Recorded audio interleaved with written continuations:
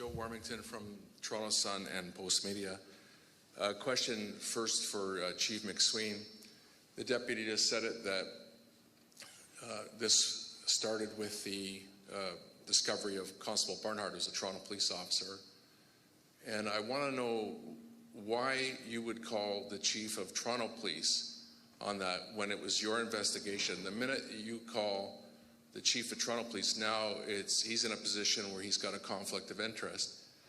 And the second part would be to Chief Demke. Why did you not refer this to be investigated outside of the police service? You had 30 police officers from Toronto Police, including professional standards, investigating your own service on something as serious as a police officer having his house shot up.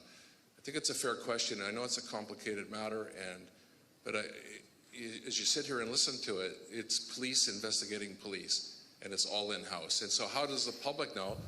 And more importantly, perhaps, the officers that are contacting all the media people that are very, very upset about this, they want to know that as well. So it's probably for both chiefs. Well, let me start. It was imperative for the Chief of Toronto Police to know immediately what we had uncovered about one of his members.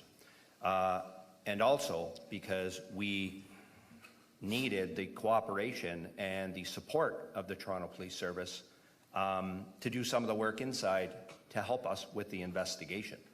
I can appreciate your question, but I have full confidence in our professional standards bureaus who work hand in hand with one another to do this very difficult work, but necessary work.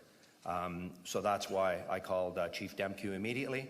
And as was said here today, and I will reiterate, we had been lock and step with each other on this investigation, standing shoulder to shoulder, making sure every investigative avenue and resource that was required was committed to this investigation, and will continue to do that beyond today. Chief? Yeah, thank you, Chief. And Joe, thank you for that question. I think it's a very important one that we unpack for people watching and listening. The Community Safety and Policing Act does have a regulatory framework around conflict of interest, and we adhere to that. In fact, this investigation was led by the York Regional Police. I was not provided an opportunity to make investigative decisions, impact the speed and flow of the investigation. None of those considerations came to me in my role as the Chief of the Toronto Police. That was solely in the hands of the York Regional Police Service.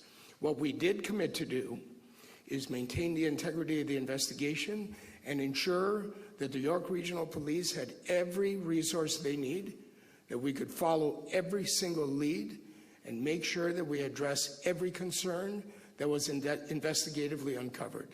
And I committed to the Chief, and we very expressly talked about there can be no stone left unturned in this investigation. And I committed to provide resources in a way that maintained the integrity of the investigation, but an investigation led by the York Regional Police Service, not by the Toronto Police Service. Okay, just a quick follow-up on that. Very, very quick. One of the words. I'm going to ask it. The second question is, one of the police officers, we understand, was arrested while on duty or a paid duty. Can you comment on that, even the deputy? I think in regard to confirming that incident happened, it has been reported that did occur.